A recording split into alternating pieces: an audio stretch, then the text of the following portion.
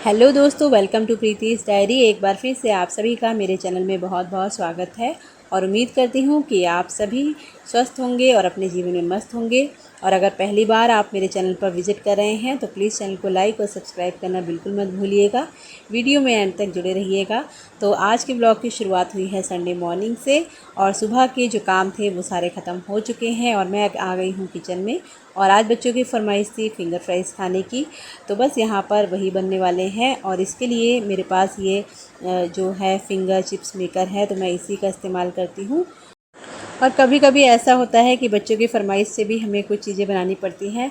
तो बस बच्चों की फरमाइश में बनने वाले हैं यहाँ पर फिंगर चिप्स। तो बस देखिए, इस तरह से थोड़ा सा इस पर प्रेशर दे के इसको करना पड़ता है और बहुत ही आसानी से, बहुत ही बराबर, बिल्कुल आप देख सकते हैं बिल्कुल इक्वल साइज़ से ये फिंगर जो फ्राइज़ हैं वो बिल्कुल तैयार हो जाएंगे। और उसके बाद डाला है मैंने इसको पानी में। तो इस तरह से 2-3 पानी में इसको अच्छे से धोना होता है। धोने से क्या होता है ना, आलू का जो स्टार्च होता है वो अच्छे से निकल जाता है, तो उससे बहुत ही कुरकुरे बनते हैं। नहीं तो अगर इसमें स्टार्च रह जाता है तो थोड़ा सा ना ये मुलायम हो जाते हैं।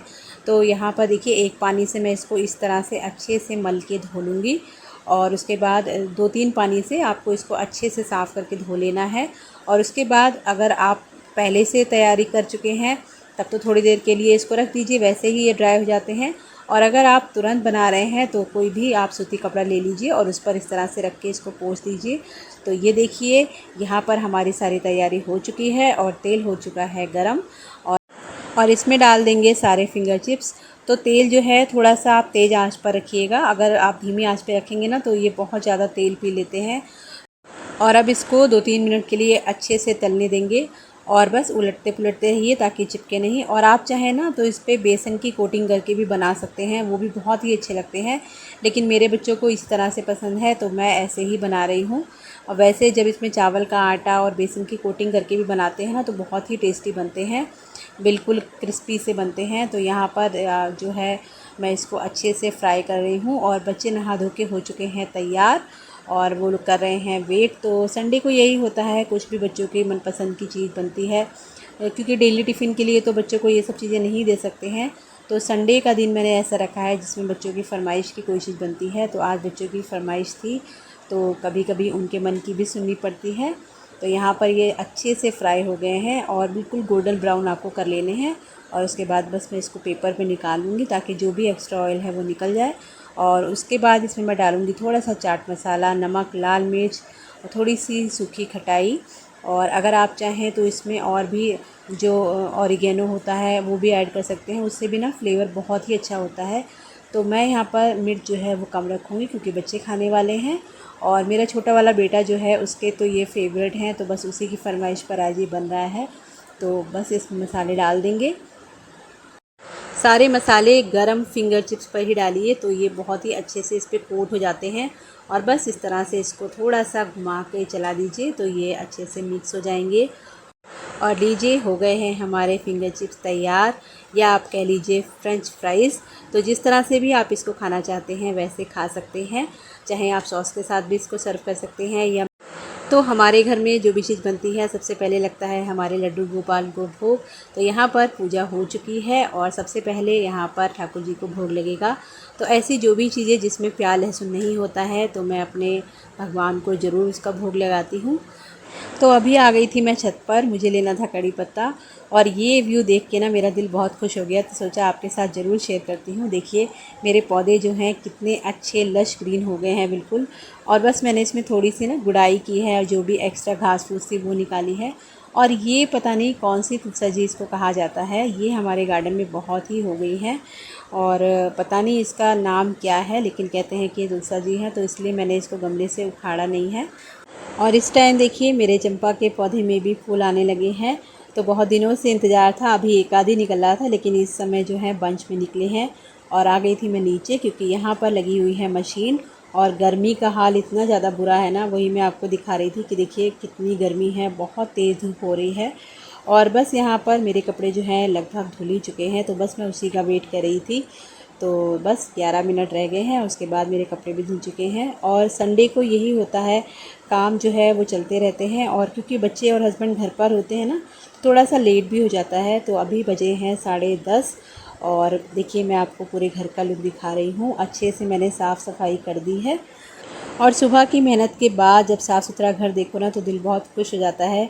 और यहाँ पर चला रखा है मैंने फ़ैन और इसी चेयर पर बैठ के मैं कर रही थी वेट कि कब मेरी मशीन जो है वो बंद हो और उसका बजर बजे ताकि मैं कपड़े जो हैं वो छत पर डाल के आऊँ। बच्चे नाश्ता कर चुके हैं और देख रहे हैं टीवी, शायद आपको पीछे से दिख रहा हो। तो संडे को यही होता है, थोड़ा सा काम जो है वो लेट हो जाता है, थोड़े से हम भी लेज़ी हो जाते हैं और एक ही दिन मिलता है ऐसा जिसमें थोड़ा सा रिलैक्स होकर घर के काम करने होते हैं। तो बस कपड़े मेरे धुल चुके थे, अब मैं जा रही हूँ इनको छत पर सुखाने के लिए।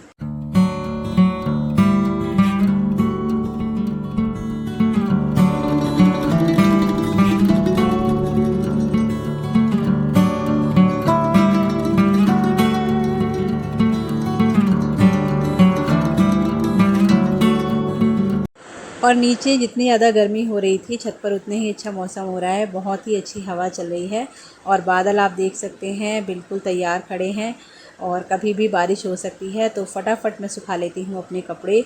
और छत पर हवा इतनी अच्छी लग रही थी ना कि बिल्कुल मन नहीं कर रहा था नीचे जाने का। और ये देखिए यहाँ पर लगा है शमी का पौधा और इसमें से मैं डेली शमी के पत्ते जो हैं वो शिव जी को चढ़ाती हूँ। और ऐसा कहा जाता है कि शिव जी को शमी पत्र चढ़ाने से आपके जीवन के कष्ट जो हैं वो थोड़े से कम हो जाते हैं। तो अगर आपके घर भी हो तो आप लोग भी ज़रूर चढ़ाइएगा। तो मशीन में धोने का एक फ़ायदा तो ये होता है कि बहुत ज़्यादा आपको वेट नहीं करना पड़ता है कपड़े सूखने का। तो बस मुझे भी यहाँ पर कपड़े फैलाने ही थे और हवा इतनी अच्छी चल रही है कि थोड़ी देर में कपड़े सूख जाएंगे। और खाने की तैयारी मैंने कर दी है, तो अभी मैं हो चुकी हूँ फ्री। और सुबह जल्दी उठ के अगर काम शुरू कर दो ना तो इस टाइम तक हम लोग हो जाते हैं फ्री। तो यहाँ पर कपड़े जो है फटाफट फैला के जाऊँगी मैं नीचे, क्योंकि छोटे वाले बेटे की यूनिट टेस्ट स्टार्ट हो गए हैं, बड़े के अभी ख़त्म हुए हैं और छोटे के हो गए हैं शुरू। तो थोड़ी देर उसको भी बिठाना पड़ेगा और कोशिश मेरी यही रहती है कि दोपहर से पहले ही उसको मैं बिठा लूँ, क्योंकि फिर बच्चे थक जाते हैं, गर्मी भी बहुत ज़्यादा है तो पढ़ने का भी उन लोग का मन नहीं करता है। और अभी आप देख सकते हैं हवा कितनी अच्छी चल रही है, बहुत ही अच्छा मौसम छत पर हो रहा था। और कपड़े भी ना आजकल बहुत ज़्यादा हो जाते हैं, डबल गर्मी की वजह से 2 टाइम तो नहाना होता है, तो इसीलिए कपड़े भी जो हैं ज़्यादा हो जाते हैं।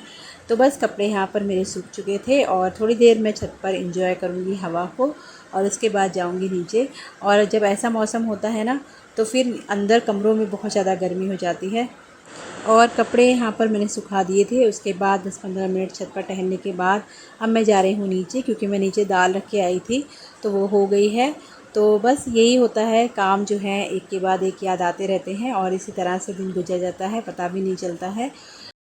और नीचे आके मैंने भी किया नाश्ता और उसके बाद बिठा लिया है बेटे को पढ़ने के लिए, क्योंकि उसके यूनिट टेस्ट स्टार्ट होने वाले हैं, तो बस इसीलिए उसकी थोड़ी सी तैयारी करानी है।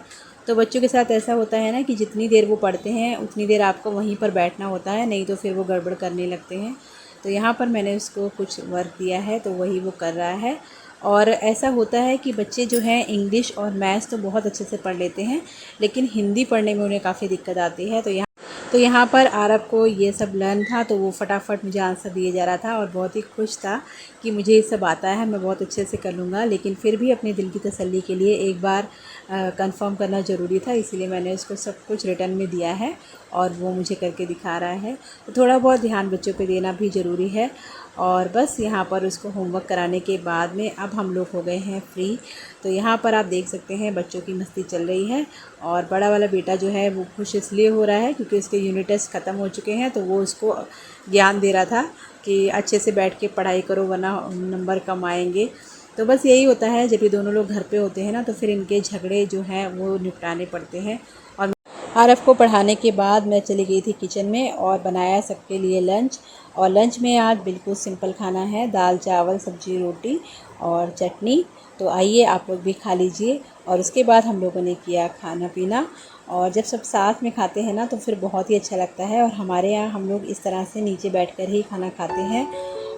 और उसके बाद किचन क्लीन करके थोड़ी देर किया रेस्ट। तो दोस्तों ब्लॉग को करूँगी यहीं पर एंड। आई होप आपको आज का मेरा ब्लॉग पसंद आया हो, और पसंद आया हो तो प्लीज़ चैनल को लाइक और सब्सक्राइब करना बिल्कुल मत भूलिएगा। वीडियो में एंड तक बने रहने के लिए आप सभी का दिल से बहुत बहुत धन्यवाद। मिलती हूँ आपसे अगले ब्लॉग में, तब तक अपना बहुत ध्यान रखिए, खुश रहिए और मेरे चैनल के साथ जुड़े रहिए।